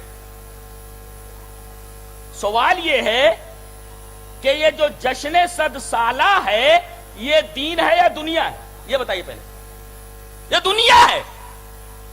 آپ شادی کے اندر کوئی جشن کر رہے ہیں، دنیا ہے، لیکن نبی کریم صلی اللہ علیہ وسلم کی ولادت کا جشن یہ دین ہے۔ ظاہر ہے کہ نبی کریم صلی اللہ علیہ وسلم نے دنیا کے بارے میں اجازت دی ہے، جتنی اجازت ہے وہاں تک کرو، لیکن دین کا معاملہ آ جائے تو صرف نبی کریم صلی اللہ علیہ وسلم کی طرف رجوع کرنا ہے۔ اس سلسلے میں حدیث پاک آپ کے سامنے پیش کروں۔ حدیث اس طرح، وعن عائشة رضی اللہ تعالی عنہ قالت ان رسول اللہ صلی اللہ علیہ وسلم سمع اصواتا فقال ما هذه الاصوات قالوا النخل يؤبرونه يا رسول الله فقال لو لم يفعلوا لصلح فلم يؤبروا عامئذ فصار شيسا فذكروا ذلك للنبي صلى الله عليه وسلم فقال اذا كان شيئا من امر دنياكم فشانكم به واذا كان شيئا من امر دينكم فإلي۔ رواه احمد فی مسند، حضرت امام احمد بن حنبل رحمہ اللہ اس حدیث پاک کو ایسے ہی مسند احمد کے اندر لائیں۔ حضرت عائشہ فرماتی ہیں کہ رسول اللہ صلی اللہ علیہ وسلم نے کچھ آوازیں سنی، آپ کی کان میں کچھ آوازیں آ رہی تھی، آپ نے پوچھا ما هذه الاصوات، what are these sounds، یہ آوازیں کیسی ہیں؟ تو لوگوں نے کہا کہ اللہ کے رسول، یہاں نر اور مادہ کھجور کو ملا کر کے لوگ پلانٹ کر رہے ہیں، تعبیر نخل کر رہے ہیں۔ تو آپ نے فرمایا ارے یہ ایسا نہ کرے تب بھی ٹھیک رہے گا، لو لم يفعلوا لصلوا فلم يؤبروا عامئذ، جس طریقے سے وہ پلانٹ کرتے تھے کھجور کی اس طریقے سے انہوں نے نہیں کیا، فصار شیسا، پوری فصل تباہ ہو گئی۔ شیس کا مطلب ہوتا ہے ردی کھجور، پوری کھجور ردی ہو گئی۔ آ کر کے نبی کریم صلی اللہ علیہ وسلم سے انہوں نے کہا کہ اللہ کے رسول آپ نے کہا تھا کہ تعبیر نہ کی جائے، ہم لوگوں نے ویسا ہی کیا، پوری فصل تباہ ہو گئی۔ آپ نے فرمایا دیکھو ایک اصول بتایا، اذا کان شیئا من امر دنیاکم فشانکم بہ، اگر معاملہ تمہارے دنیا سے متعلق ہو تو تم جو چاہے کرو، جہاں تک کہ اسلام اجازت دے رہا ہے۔ وَإِذَا كَانَ شَيْئًا مِّنْ أَمْرِ دِينِكُمْ فَإِلَيَّ، اگر کوئی معاملہ دین کا آ جائے تو میری طرف رجوع کرو۔ اگر جشن منا رہا ہے تو جشن کا تعلق دنیا سے، لیکن جشن میلادی نبی کریم صلی اللہ علیہ وسلم کی پیدائش کا جشن، اس کا تعلق دین سے، لہذا اس کو اس پر قیاس کر کے اپنا الو سیدھا کرنا قطعاً صحیح نہیں ہے۔ ایک کا تعلق دین سے، ایک کا تعلق دنیا سے۔ بعض لوگوں نے کہا کہ بھئی یہ بھی اسی دائرے میں آتا ہے، فلیٹوں میں کیوں رہ رہے؟ پہلے صحابہ کرام تو نہیں رہتے تھے، مان آ رہے بات صحابی پر عمل کرو، وہ لوگ جھوپڑیوں میں رہتے تھے، تم فلیٹوں میں کیوں رہتے؟ ارے اللہ کے بندو، وہ دنیا ہے۔ پہلے وہ لوگ گدھے کے اوپر چلتے تھے، کوئی گدھے کے اوپر چل رہا ہے کیا؟ گھوڑوں کے اوپر چلتے تھے، گھوڑے کے اوپر کون چل رہا ہے؟ اسی طریقے سے اونٹ کے اوپر سواری کون کر رہا ہے؟ آج کوئی پلین کے اوپر جا رہا ہے، کوئی ہوائی جہاز سے جا رہا ہے، کوئی بسوں سے جا رہا ہے، کوئی ٹرینوں سے جا رہا ہے۔ یہ دنیا ہے، دنیا کے بارے میں یہاں دیکھیں اس حدیث پاک میں نبی کریم صلی اللہ علیہ وسلم نے دو باتیں کہی ہے، ایک کا تعلق دنیا سے، ایک کا تعلق دین سے۔ دنیا کے بارے میں اجازت دی ہے کہ جہاں تک اسلام اجازت دے رہا وہاں تک کرو، لیکن دین کی بات آ جائے تو فوراً میری طرف رجوع کرنا ہے۔ تو یہاں دونوں جشنوں کو ملا کر کے اپنا الو سیدھا کرنا اور ایک دوسرے پر قیاس کرنا بالکل صحیح نہیں ہے۔ آپ نور مجسم. اچھا نور مجسم پر اس نے ایک بہت بڑی اچھی بات کہی, کہا کہ مجھے دیکھ رہے ہو, دیکھ رہے ہیں, اب وہ حق ہے جو بول رہا تھا, حق ہے. اچھا بالکل آپ, میں انتہائی خوبصورت ہوں, بولتا ہے کتنا میں خوبصورت ہوں, کہتا سبحان اللہ, وہ حق کی مارنے والا, سبحان اللہ. کہا کہ جنتی جو ہوتے ہیں ان کا چہرہ ایسے ہی ہوتا ہے, بڑے خوبصورت ہوتے ہیں. اچھا تو جتنے خوبصورت ہیں وہ سب جنتی ہیں.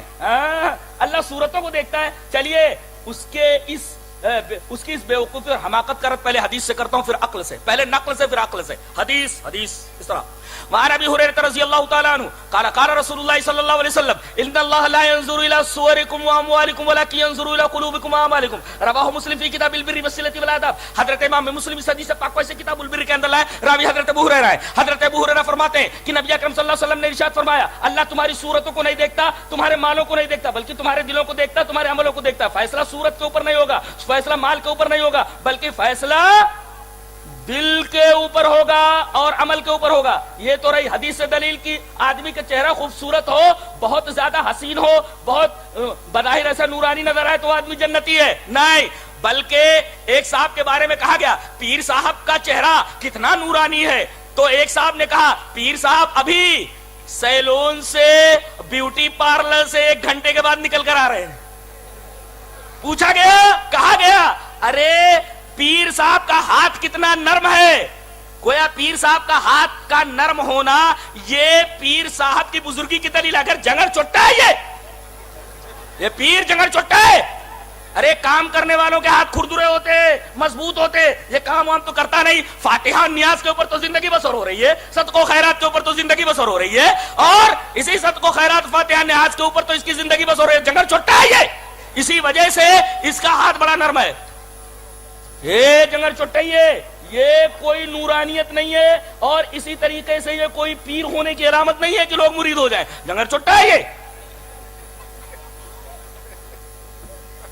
اب اللہ تمہاری صورتوں کو نہیں دیکھتا, فیصلہ ہو گیا کہ صورت کے اوپر فیصلہ نہیں ہوتا, فیصلہ ہو گیا کہ فیصلہ صورت کے اوپر نہیں ہوگا. اب عقلی دلیل, ایک طرف ابو لہب ہے, علماء سے پوچھئے لہب مانے شعلہ, ابو مانے والا.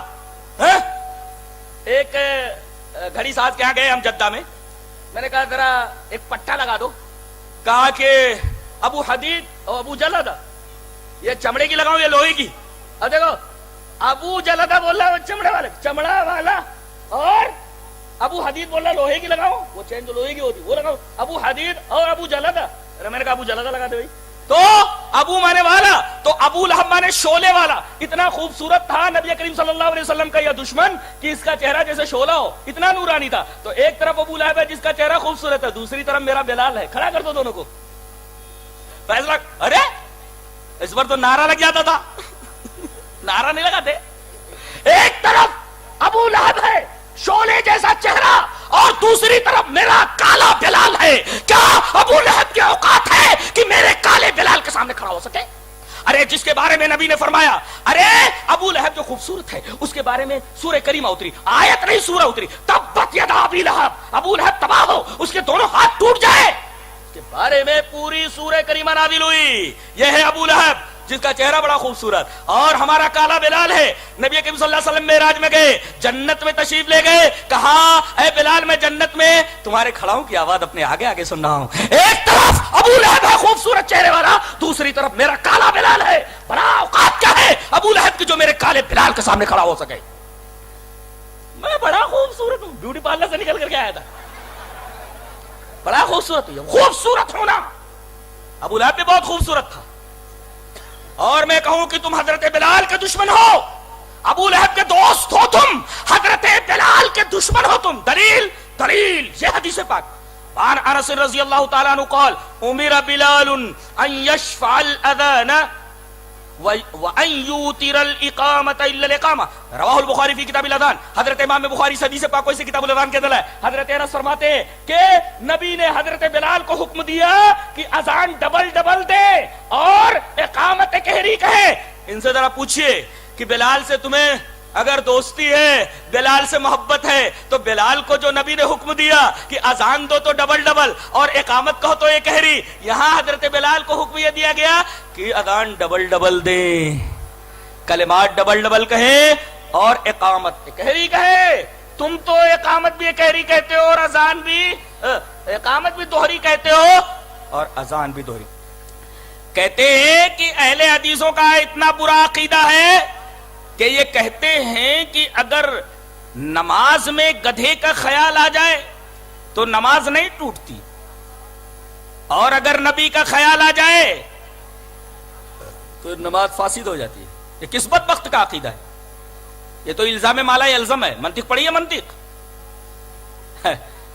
علماء بیٹھے ہوئے، ایک منطق کی بات بتا دیتا ہوں۔ مولانا کی ایک کتاب ہے، مولانا خطیب الہند جھنڈا نگری رحمت اللہ علیہ کی، حاضر و ناظر کے رد میں تردید حاضر و ناظر، اسی آیت کریمہ سے جو جے چشتی نے پڑھ کر کے غلط استدلال کیا تھا، اسی آیت کو ایک صاحب نے نبی کریم صلی اللہ علیہ وسلم کے ہر جگہ حاضر و ناظر ہونے کے بارے میں استدلال کیا تھا، منطقی استدلال تھا۔ کیا؟ وَمَا أَرْسَلْنَاكَ إِلَّا رَحْمَةً لِّلْعَالَمِينَ۔ انہوں نے صغرا بنایا اور کبرا بنایا، مائنر پریمس میجر پریمس، اور اس کے بعد انفرنس نکالا مڈل ٹرمز کو یعنی حد اوسط کو گرا کر کے۔ چلیے صغرا بنا لیتے پہلے۔ نبی کریم صلی اللہ علیہ وسلم رحمت عالم ہے ایک، اور رحمت عالم ہر جگہ موجود ہے۔ تب اب رحمت عالم کو گرا دیجئے تو کیا ہے؟ نبی ہر جگہ موجود ہے، یہ نتیجہ نکلا نا حد اوسط کو گرانے کے بعد۔ اور یہ شکل اول ہے، اور منطق کی شکل اول کا نتیجہ قطعی ہوتا ہے، یعنی محمد صلی اللہ علیہ وسلم ہر جگہ موجود ہے۔ مولانا خطیب، یہ آپ لوگ نہیں سمجھ پائیں گے، اگر سمجھ لیں تو اچھا ہے، علماء سمجھ رہے ہیں، ہاں یہ آپ کے لیول کی نہیں ہے تو بول دیتا ہوں۔ یہاں خطیب الہند جھنڈا نگری رحمت اللہ علیہ نے یہ جواب دیا کہ یہاں حد اوسط مقرر ہی نہیں ہے، یہاں مڈل ٹرمز مقرر نہیں ہے، اور نتیجہ نکلنے کے لیے مڈل ٹرمز کا یعنی حد اوسط کا مقرر ہونا ضروری ہے۔ یہ آپ نے کہا کہ نبی کریم صلی اللہ علیہ وسلم نبی رحمت عالم ہے، یہ تو صغرا بنا، وما ارسلناک الا رحمۃ للعالمین سے کبرا کہاں سے لائے؟ رحمت عالم ہر جگہ موجود ہے، کبرا کہاں سے لائے؟ بولے اللہ فرماتا ورحمتی وسعت کل شیء، میری رحمت ہر جگہ موجود ہے، تو وہاں میری رحمت، یہاں رحمت عالم ہے وہاں میری رحمت، وہاں رحمت اللہ ہوا، رحمت اللہ یعنی میری رحمت یعنی رحمت اللہ، گویا کہ نبی رحمت عالم اور رحمت اللہ ہر جگہ موجود ہے، رحمت عالم اور رحمت اللہ حد اوسط مقرر نہیں، نتیجہ بالکل بیکار، نتیجہ نکلے گا ہی نہیں۔ جی اچھا، کہا کہ اگر نماز میں نبی کا تصور آ جائے تو نماز فاسد، گدھے کا خیال آ جائے تو نماز ہو جائے گی۔ یہ کس بدبخت کا عقیدہ ہے؟ اگر آپ بولیں شیخ عبد الحکیم صاحب یہ موجود نہیں ہے، اب کوئی کہے کہ جامعہ رحمانیہ کے ہونہار استاذ مولانا عبد الحکیم المدنی، تو جیسے یہ نام آپ نے لیا، آپ کے تصور میں یہ آئیں گے کہ نہیں آئیں گے؟ تصور آئے گا کہ نہیں آئے گا؟ ہاں، ایک ہے تصور آنا، ایک ہے تصور لانا۔ تصور لایا نہیں جاتا، تصور آ جائے تو آتا ہی ہے۔ جیسے کہا گیا اللہم صلی علی محمد، نبی کریم صلی اللہ علیہ وسلم کا نام آیا، آپ کا تصور تو آنا ہی ہے، آنے سے تصور کے نماز فاسد نہیں ہوتی۔ آپ اللہ کو بھول کر کے نبی کا تصور جبرن لائیں، اس سے نماز فاسد ہوتی ہے۔ سمجھ میں آیا؟ خیال آنا اور خیال لانا دونوں میں زمین اور آسمان کا فرق ہے۔ آپ اللہ کی عبادت کر رہے ہیں، نبی کا خیال کیوں لا رہے ہیں؟ آ تو رہا ہے خیال، آپ نے محمد کہا تو نبی کریم صلی اللہ علیہ وسلم کی تصویر تو کیسی بھی ذہن میں آئے گی نا، اس لیے کہ نام بولا جاتا ہے، اسم بولا جاتا ہے تو مسمى کی تصویر ذہن میں آتی ہی ہے، آتی ہے۔ یہاں آنا نماز کو فاسد نہیں کرتا، لانے سے نماز فاسد ہو جاتی ہے، اس لیے کہ شغل ہو جاتا ہے نماز میں۔ تو نبی کا تصور لانے اور آنے، خیال لانا اور آنا دونوں میں زمین اور آسمان کا فرق ہے۔ اچھا، کہا کہ 1857 سے پہلے تم اپنے اصل باپ کے ہو۔ بتائیے یہ زبان ہے کسی مولوی کی؟ اصل اپنے باپ کے ہو۔ ہم میرے نبی نے ریئیکشن میں کبھی گالی نہیں دی، صحابہ کرام نے مان علیہ و صحابی، میرے نبی نے ریئیکشن میں کبھی گالی نہیں بکی، کسی کو گالی نہیں دی۔ ہمارے صحابہ کرام نے بھی کسی کو گالی نہیں دی ریئیکشن میں، ہم بھی گالی نہیں دیتے. زبان کیا ہے مولوی کی؟ دیکھو تم اپنے باپ کی اصل اولاد ہو، ایسا بولتا ہے. یہ کسی مولوی کی زبان ہو سکتی ہے؟ قطعاً نہیں. ہم گالی نہ دیتے ہوئے، نبی کی سنت پر چلتے ہوئے ہم ہدایت کی دعا کرتے ہیں اس آدمی کے لیے. وہ جے چشتی کے لیے بھی، ایف رضوی کے لیے بھی، اور یہ حقی مارنے والے کے لیے بھی، کہ 1857 سے پہلے اپنی کوئی مسجد بتا دو. 1857 سے پہلے اہل حدیثوں تم اپنی مسجد بتا دو. آؤ مسجد بتاتا ہوں، اور وہاں گیا بھی ہوں میں. دیکھو یہ مسجد کہاں ہے؟ یہ گجرات میں سمی کے اندر ہے. سمی کدھر ہے؟ آپ یہاں سے احمد آباد جائیے، اور احمد آباد سے تقریباً 145 کلومیٹر پر 180 تقریباً. جی وہیں کے سمی کے ہو نا جی؟ یہ سمی کے ساتھ بھی بیٹھے ہوئے ہیں یہاں. یہ سمی، ارے وہیں کے ہیں. میں گیا ہوں کہ نہیں؟ وہاں گئے ہیں نا؟ میں گیا ہوں. بہت محبت کرتے لوگ وہاں، اور اکثر وہاں کے سید لوگ ہیں. جی آپ بھی یہاں سید ہیں، قاضی ہیں آپ، اور اسی سے ہے کچھ ربط آپ کا. جی تو وہاں اکثر لوگ سید ہیں. سید کیوں؟ اس لیے کہ نبی کے خاندان کے، ان کا شجرہ حضرت ابو طالب تک پہنچتا ہے. جی محمد صلی اللہ علیہ وسلم سے آگے چل کر کے ابو طالب تک ان کا شجرہ مل جاتا ہے. لوگ وہاں موجود ہیں. جی یہ مسجد جو گجرات میں 180 کلومیٹر احمد آباد سے واقع خوبصورت گاؤں ہے، یہ مسجد 807 ہجری کے اندر بنائی گئی ہے. کب بنائی گئی ہے؟ 807 ہجری کے اندر یہ بنائی گئی ہے. اس کے بنانے والے کا نام لکھا ہوا ہے ملک محمود. ملک محمود. اچھا اس کے بعد آگے چل کر کے یہ کچھ ٹوٹ پھوٹ گئی، تو 1221 ہجری کے اندر اس کو ریپیئر کیا گیا. بنانے والا کون؟ ملک محمود. ریپیئر کرنے والا کون؟ بسم اللہ صدر خان. اور وہ پوری کی پوری مسجد پتھروں سے بنی ہوئی ہے، ایک عجیب و غریب قسم کی ہے، پرانی طرز تعمیر کی ہے. 807 ہجری کے اندر بنائی گئی ہے. اچھا عربی میں بھی عبارت موجود ہے اور فارسی میں بھی عبارت موجود ہے. تاریخ 807 ہجری. چلیے اپنے اصل باپ کے ہو تو بتا دو. بتا تو دیا. اب دوسری مسجد 300 سال پرانی، تقریباً 11 ہجری کے اندر یہ بنائی گئی. کہاں ہے؟ مسجد اہل حدیث ہیرے ہار. ہیرے ہار HEREHIREHAR ہیرے، HERAE ہیرے اور HAR ہار. ہیرے ہار مسجد اہل حدیث ہیرے ہار، اوبلام پورا مائنس. یہ بلاری کے قریب ہے. اور بلاری کے بارے میں آپ جانتے ہیں، میرے بہت سارے پروگرام وہاں ہوئے الحمدللہ، کرناٹکا میں ہے. اور مائنس کی کان ہے پورے کے پورے لوہے کی، مائنس ہے پوری. تو مسجد اہل حدیث ہیرے ہار، اوبلام پورا مائنس، رائے درگ، یہ دوسری مسجد ہے. 300 سال پرانی، تقریباً 11 ہجری کے اندر بنائی گئی. بولو 1857 سے پہلے کی یہ دوسری مسجد ہے اہل حدیث. تیسری مسجد تو یہ اس گاؤں کا نام ہے دیون ہلی. دیون ہلی یہ جائے پیدائش ہے سلطان ٹیپو رحمت اللہ علیہ کی. دیون ہلی یہ مسجد بنائی گئی ہے 1830 کے اندر. یہ 1857 سے پہلے. یہاں تو معاملہ یہ ہے کہ 12ویں پہلے ہوتی ہے، 11ویں بعد میں ہوتی ہے. کاؤنٹ ڈاؤن ہے یہاں. پہلے 12ویں پھر 11ویں ہوتی نہیں ہے. پہلے 12ویں ہوتی ہے پھر 11ویں ہوتی ہے. یہ خرافات ہی میں کاؤنٹ ڈاؤن ہوتا ہے. کاؤنٹ ڈاؤن مانے الٹی گنتی. تو دیون ہلی میں یہ مسجد 1830 کے اندر بنی ہے. یہ تیسری مسجد کا ثبوت دیا ہم نے 1857 سے پہلے. چلو ایک تو گھلوا دے دی. گھلوا ایک مانگے تھے ہم نے 3، اس لیے کہ نبی کریم صلی اللہ علیہ وسلم جب بولتے تھے تو 3 بار بولتے تھے. نبی کی سنت بھی ادا ہو گئی. 3 دلیلیں دے دی گئی. اب چوتھی گھلوا لے لو. گھتوا. گھتوا اچھا گھتوا جی. وشاکھا پٹنم کے اندر آج میں نے پتہ لگوایا، بیچارے گئے وہاں جمعیت کے لوگ اس مسجد کو پوری، میں نے کہا کہ ذرا اس ایریا کا نام بتاؤ جہاں مسجد ہے اور کب کی ہے.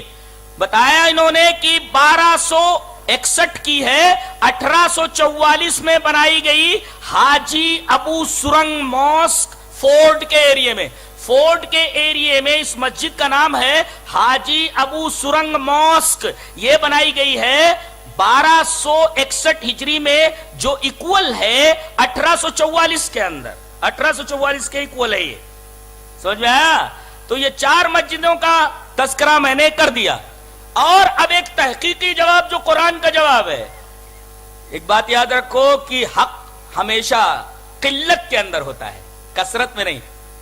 ایک بکٹ دودھ رکھا ہوا ہے، جب اسے گھونٹا جائے تو تھوڑا سا گھی نکلتا ہے، اور دودھ کا جزو اعظم گھی ہوتا ہے. اگر گھی نکال لیا جائے تو ایک بکٹ دودھ کا کوئی مطلب ہی نہیں ہے. گھی جو ہوتا ہے کمیاب ہوتا ہے. ایک بکٹ دودھ سے تھوڑا سا گھی نکلتا ہے اور وہی دودھ کا جزو اعظم ہوتا ہے. پتھر تو ہر جگہ پائے جاتے ہیں لیکن لال مشکل سے ہاتھ آتا ہے. سعدی رحمت اللہ علیہ نے کہا آپ گینا ہما جایا بھی عذاب محلست، لال دشوار بدست آئے دزانست عزیز. شیشہ ہر جگہ پایا جاتا ہے، اس وجہ سے بے قدر ہے، اور لال مشکل سے ہاتھ آتا ہے، اس لیے جلدی ملتا نہیں ہے. تو جو چیز کم ہوتی ہے، کمیاب ہوتی ہے، وہ بڑی قیمتی ہوتی ہے. اور اللہ نے فرمایا وَقَلِيلٌ مِّنْ عِبَادِيَ الشَّكُورُ، میرے شکر گزار بندے کثیر نہیں ہوتے بلکہ قلیل ہوتے ہیں، قلت تعداد ہوتی ہے ان کی. ارے بنی اسرائیل کو مسجدیں بنانا جب منع کر دیا گیا کہ تم لوگ مسجد نہیں بنا سکتے، اس لیے کہ وہ کمزور تھے، قلیل تھے، تھوڑے تھے.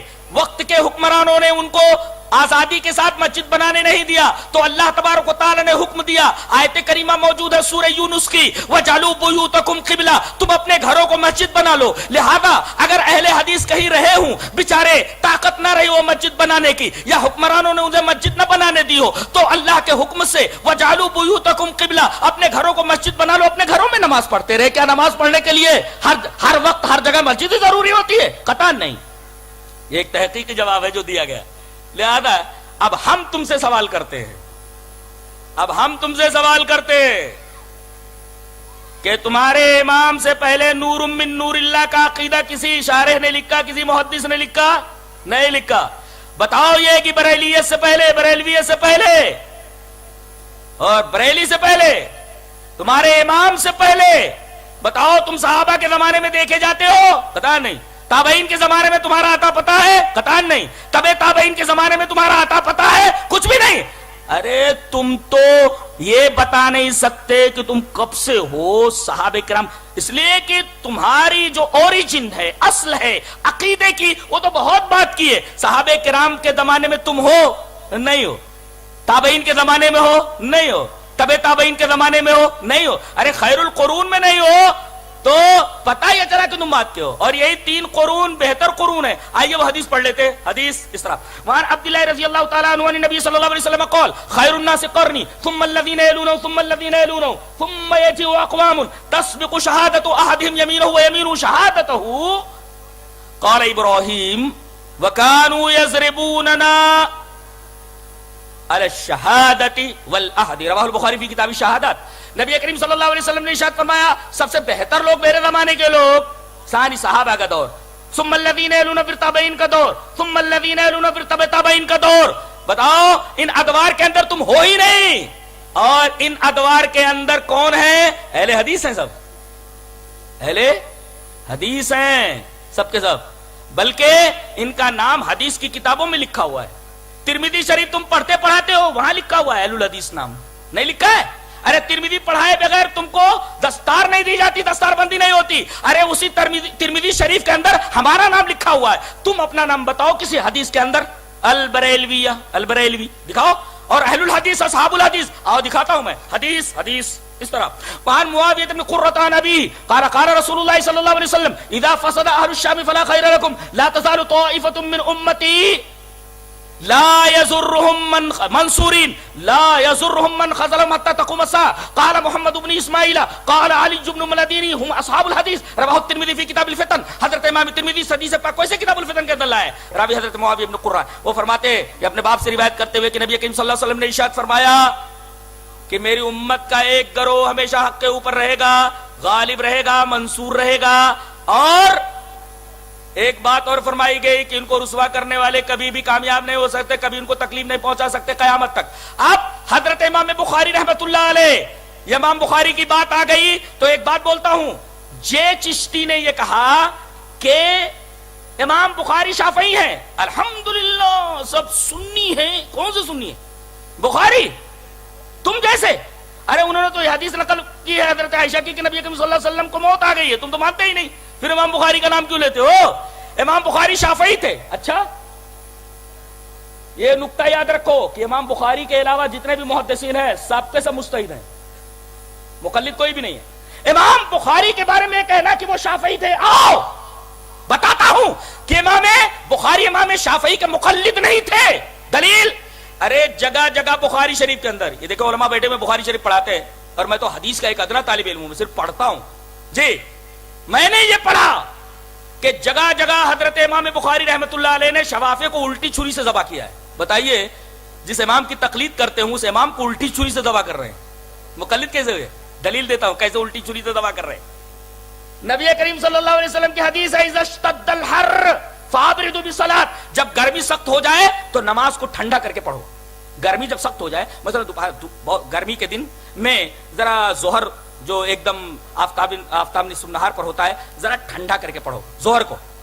تو جب گرمی سخت ہو جائے تو تم لوگ نماز کو ٹھنڈا کر کے پڑھو. یہ بخاری کی روایت ہے، برابر ہے. اچھا امام شافعی کہتے ہیں کہ یہ مسئلہ اقامت کا ہے، مسئلہ مقیم لوگوں کا ہے. جیسے آپ گاؤں میں ہو، یہاں بمبئی میں ہیں، آپ گھر پہ ہیں، تو کیا کریں گے؟ یہ حکم ہے کہ بھئی نماز کو ٹھنڈا کر کے پڑھو. حضرت امام شافعی فرماتے ہیں یہ مسئلہ حضر کا ہے، یعنی آدمی گاؤں میں ہو اپنی جگہ پر ہو. امام بخاری رد کرتے ہوئے کہتے ہیں کہ امام شافعی کا یہ استدلال بالکل غلط ہے، یہ مسئلہ بالکل غلط ہے، اس لیے کہ نبی نے یہ بات بلال سے حالت سفر میں کہی ہے، لہذا تم اس کو حالت حضر کے ساتھ خاص کیوں کر رہے ہو؟ نبی کریم صلی اللہ علیہ وسلم نے بلال سے کہا ابرد یا بلال، ابرد یا بلال. یہ حکم حضرت بلال کو نبی کریم صلی اللہ علیہ وسلم نے سفر کے اندر کیا. حضرت امام بخاری امام شافعی رحمۃ اللہ علیہ کے اس مسئلے کو الٹی سوئی سے ذبح کر رہے ہیں. کیسے کہتے ہو کہ حضرت امام بخاری امام شافعی کے مقلد تھے؟ اس طریقے سے بہت سارے دلائل ہیں، میں ان سب کو بیان نہیں کر سکتا. مشت نمونہ اسخروار ایک دلیل بیان کر دی کہ بتائیے مقلد اپنے امام کا رد کرتا ہے، یہاں تو دلیل واضح امام شافعی رحمۃ اللہ علیہ کو اس مسئلے کو حضرت امام بخاری رحمۃ اللہ نے کاٹ دیا. لہذا ایک بات یاد رکھو کہ جتنے بھی ائمہ ہیں، امام نسائی ہوں، امام بخاری ہوں، امام ابن ماجہ ہوں، یہ سارے کے سارے مجتہد ہیں، کوئی بھی کسی کا مقلد نہیں ہے. اچھا کسی کے بارے میں کہا جاتا ہے کہ بھئی یہ حنبلی ہے یا اسی طریقے سے شافعی ہے. کیا عربی پڑھتے ہیں آپ لوگ؟ عربی زبان بھی کچھ، یعنی مولوی ہونے کے بعد بھی ایسی جاہلانہ باتیں. ایک ہوتا ہے مقلد، ایک ہوتا ہے منتسب. منتسب اور مقلد کے درمیان فرق سمجھ میں نہیں آتا. ایک ہے انتساب کرنے والا، بھئی میں شافعی ہوں، انتساب کر لیا، اور ایک ہے مقلد. مقلد اور منتسب کے درمیان فرق ہوتا ہے. مقلد یہ ہوتا ہے کہ اپنے امام کے تمام اجتہادات کو وحی الہی سمجھ کر کے چپ چاپ مانتا رہے، اور منتسب کا مطلب یہ ہے کہ میں کسی گوشے میں اس امام کی طرف منسوب ہوں. جیسے یہ استدلال کرتا ہے، میرے استدلال کا طریقہ بھی وہی ہے، میں استدلال میں فلاں امام کے موافق ہوں. وافق رائیہ رائینا، اس کی رائے میری رائے کے موافق ہو گئی، ہماری رائے کے موافق ہو گئی. یہ منتسب کہتے ہیں اس کو. ایک ہے مقلد، ایک ہے منتسب. ان دونوں کو گڈمڈ نہ کیا جائے، مقلد اور منتسب کے درمیان. یہ کیا سمجھے بیچارے، مقلد کیا ہے منتسب کیا ہے؟ پڑھنے کے لیے علم ہونا چاہیے، ہاں ایسا تھوڑی ہوتا ہے. علم غیب کہا کہ مان علیہ واصحابی، جس پر میں اور میرے صحابہ کرام کا عقیدہ تھا کہ نبی کو علم غیب تھا. اچھا یہ کس نے کہا کہ صحابی کا عقیدہ ہے؟ آئیے وہ حدیث پڑھ دیتا ہوں، صحابہ کرام کا عقیدہ کیا تھا. حدیث اس طرح، وان عائشہ رضی اللہ تعالی عنہا قالت من حدثك ان محمدا راى ربه فقد كذب وهو يقول لا تدرك الابصار ومن حدثك انه يعلم الغيب فقد كذب وهو يقول لا يعلم الغيب الا الله. رواه البخاری فی کتاب التوحید. حضرت امام بخاری حدیث پاک کو ایسے کتاب التوحید کے اندر لائے. راوی حضرت عائشہ رضی اللہ تعالی عنہ. حضرت عائشہ رضی اللہ تعالی عنہ فرماتی ہیں کہ تم سے جو کوئی یہ کہے کہ نبی کریم صلی اللہ علیہ وسلم نے معراج میں اپنے سر کی آنکھوں سے اللہ کو دیکھا، وہ جھوٹ بولتا ہے. اس لیے کہ اللہ فرماتا ہے اسے آنکھیں نہیں دیکھ سکتی، آنکھیں اس کا ادراک نہیں کر سکتی مرنے سے پہلے. اور اسی طریقے سے حضرت عائشہ نے فرمایا ومن حدثک انہ یعلم الغیب فقد کذب، تم میں سے جو کوئی یہ کہے کہ نبی کو غیب کا علم تھا وہ بھی جھوٹ بولتا ہے، اس لیے کہ اللہ فرماتا لا یعلم الغیب الا اللہ، اللہ کے علاوہ کسی کو غیب کا علم نہیں۔ اب اگر تم کہتے ہو کہ صحابہ کرام کا عقیدہ یہ تھا کہ نبی کو غیب کا علم تھا، بتائیے یہ حدیث تو ایسی ہے کہ حضرت عائشہ فرما رہی ہے کہ جو کوئی یہ کہے کہ نبی کو غیب کا علم تھا وہ جھوٹا ہے، اور تمام صحابہ کرام کا سکوت اس بات کی دلیل ہے کہ اس عقیدے کے اوپر تمام صحابہ کرام کا اجماع ہے۔ لہذا یہ کہنا کہ نبی کو غیب کا علم تھا اجماع کے خلاف ہے، صحابہ کرام کے عقیدے کے بالکل خلاف ہے، خاص طور سے صدیقہ کائنات حضرت عائشہ رضی اللہ تعالیٰ عنہ کے عقیدے کے خلاف ہے۔ پتہ یہ چلا کہ نبی کو غیب کا علم نہیں۔ آئیے ایک حدیث سے میں تمام کے تمام عقائد بریلویہ کا رد کرتا ہوں۔ پہلے حدیث سنیں، حدیث اس طرح وان ابن عباس رضی اللہ تعالیٰ عنہما قال مات انسان كان رسول الله صلى الله عليه وسلم يعوده فمات بالليل فدفنوه ليلا فلما اصبح اخبروا فقال ما منعكم ان تعلموني قالوا كان الليل وكان فكرهنا وكان الظلمة ان نشق عليك فاتى قبره وصلى عليه، رواه البخاری فی کتاب الجرائد۔ حضرت امام بخاری حدیث پاک کو ایسے کتاب الجرائد کے اندر راوی حضرت عبداللہ ابن عباس ہیں۔ حضرت عبداللہ ابن عباس فرماتے ہیں کہ ایک آدمی بیمار تھا، نبی کریم صلی اللہ علیہ وسلم اس کی عیادت کے لیے جایا کرتا تھا، رات میں مر گیا، وہ رات ہی میں لوگوں نے دفن کر دیا۔ ایک مسئلہ معلوم ہوا کہ آدمی رات کے اندر مر جائے تو رات کے اندر دفن کرنا جائز ہے، صرف 5 اوقات کے اندر مردے کو دفن نہیں کرنا چاہیے، 5 اوقات پہ، تفصیل کا موقع نہیں، علماء سے پوچھ لینا۔ تو رات کے اندر اگر مر جائے تو رات کے اندر دفن کرنا جائز ہے، 5 اوقات میں مردے کو دفن نہیں کرنا چاہیے۔ تو وہ رات کے اندر مر گیا، رات ہی کے اندر اس کو دفن کر دیا گیا۔ صبح جب ہوئی تو کہا کہ صحابہ کرام نے آ کر کے کہ اللہ کے رسول وہ آدمی جو بیمار تھا اور آپ اس کی عیادت کے لیے جایا کرتے تھے وہ آدمی تو مر گیا۔ صبح کے وقت صحابہ کرام نے بتایا فلما اصبح اخبروه، جب صبح ہوئی تب صحابہ کرام نے آپ کو خبر دی کہ وہ آدمی جس کی عیادت کے لیے آپ جاتے تو مر گیا اور ہم لوگوں نے اسے دفن کر دیا۔ نبی کریم صلی اللہ علیہ وسلم نے پوچھا، کہا ما منعکم ان تعلمونی، ارے تم لوگوں نے مجھے بتایا کیوں نہیں؟ دیکھیے کیا علم غیب رکھنے والا یہ بات کہہ سکتا ہے کہ تم لوگوں نے مجھے بتایا کیوں نہیں؟ اس لیے کہ آپ تو صحابہ کرام سے پوچھ رہے ہیں کہ تم لوگوں نے مجھے بتایا کیوں نہیں۔ یہ حدیث بتا رہی ہے کہ علم غیب کا عقیدہ کسی بھی صحابی کا نہیں تھا۔ اچھا، اور دوسرے یہ کہ آپ نے فرمایا ما منعکم ان تعلمونی، تم لوگوں نے مجھے بتایا کیوں نہیں، اس سے پتا چلا کہ آپ کو غیب کا علم نہیں۔ دوسرے آپ حاضر و ناظر بھی نہیں ہے، اس لیے کہ اگر آپ ہر جگہ حاضر و ناظر ہوتے تو اس کو وہ مر رہا تھا آپ کو معلوم ہوتا، وہ نہلایا جا رہا تھا معلوم ہوتا، اسے قبر میں دفن کیا جا رہا تھا آپ کو معلوم ہوتا، اور جو کہتے ہیں کہ قبر میں بھی آپ کو دکھایا جاتا ہے آپ وہاں بھی ہوتے۔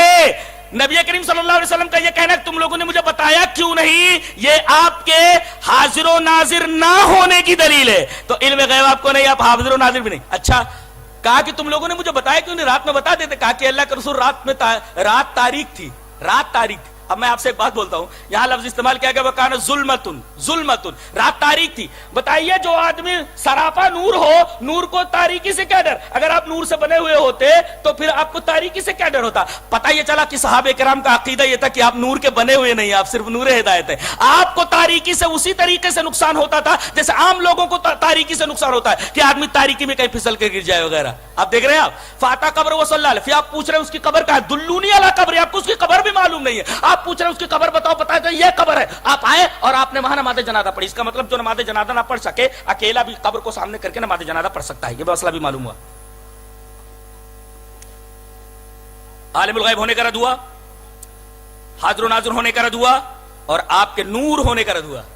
آپ نور ہدایت ہیں، نور مجسم نہیں ہے، لہذا نور مجسم کا عقیدہ کسی بھی صحابی کا نہیں ہے، اور یہ قرآن کا بھی عقیدہ نہیں، حدیث کا بھی عقیدہ نہیں۔ اور چلیے حدیث بھی پیش کر دیتا ہوں، حدیث اس طرح وہاں عائشہ رضی اللہ تعالیٰ عنہ قالت قال رسول اللہ صلی اللہ علیہ وسلم خلقت الملائکۃ من نور وخلق الجان من مارج من نار وخلق آدم مما وصف لكم، رواہ مسلم فی کتاب الزہد۔ حضرت امام مسلم اس حدیث پاک کو سے کتاب الزہد کے اندر لائے، راوی حضرت عائشہ رضی اللہ تعالیٰ عنہ ہے۔ حضرت ایک عجیب بات بتاؤں کہ جتنے عقیدے کی اور ٹیڑھے ٹیڑھے عقیدے، بڑے مشکل عقیدے جن کے اوپر شرک اور کفر کا اور توحید کا مدار ہے۔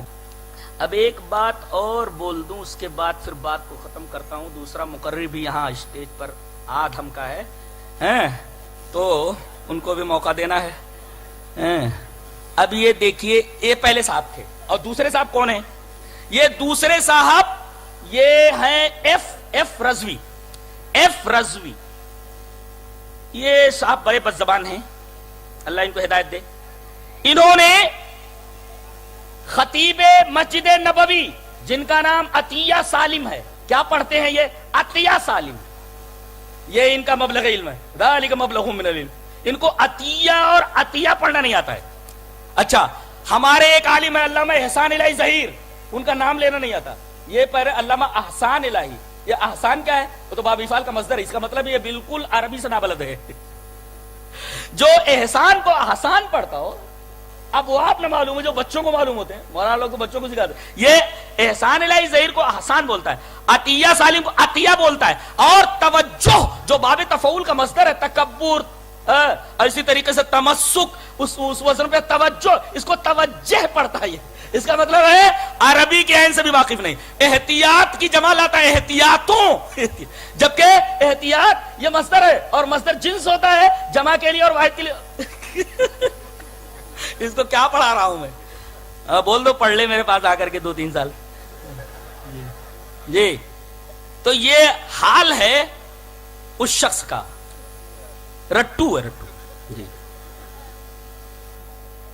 ابھی ناگپور میں میرا ایک پروگرام تھا, وہاں ایک عالم ملے, بہت اچھی بات بتانے جا رہا ہوں, بات کو یہی ختم کروں گا ابھی, لیکن اسے سن لیجئے, بہت پیاری بات ہے. وہاں ایک ہمارے عالم ملے, مولانا عبد المالک, مدنی ہے غالباً.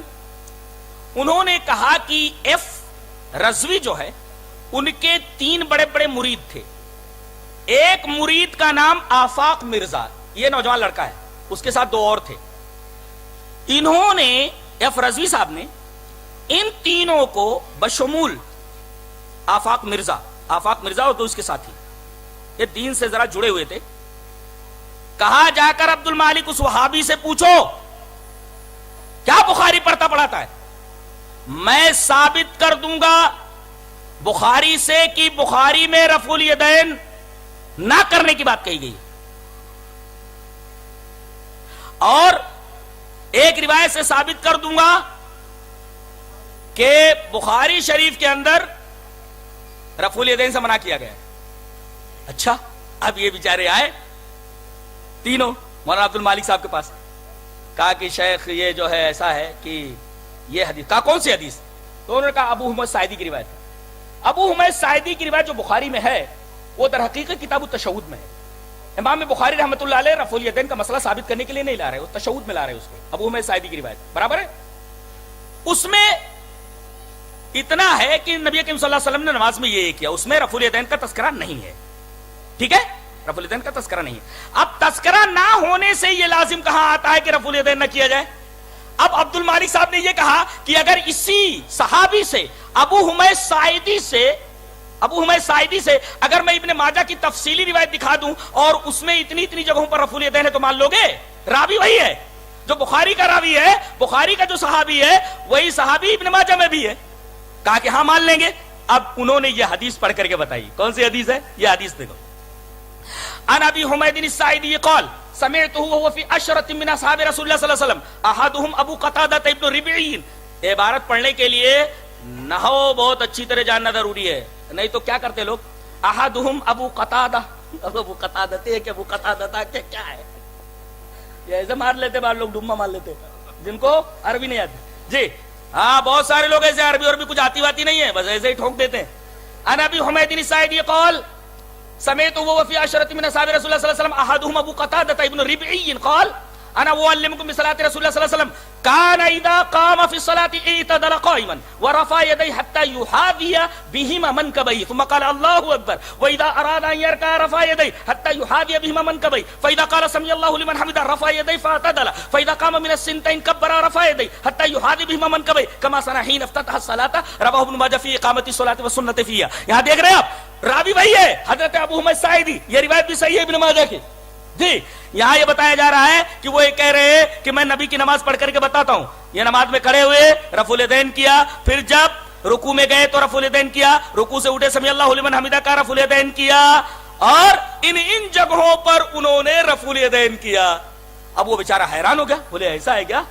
بولے ہاں. بولے ٹھیک ہے مانتے ہیں, لیکن مسلم شریف میں تو منع ہے. بولے مسلم شریف میں منع ہے؟ بولے کیا؟ بولے نبی کریم صلی اللہ علیہ وسلم نے رفع الیدین کرنے والوں کو کہا کہ کیا سرکش گھوڑوں کی دم کی طرح اپنے ہاتھ ہلاتے ہو.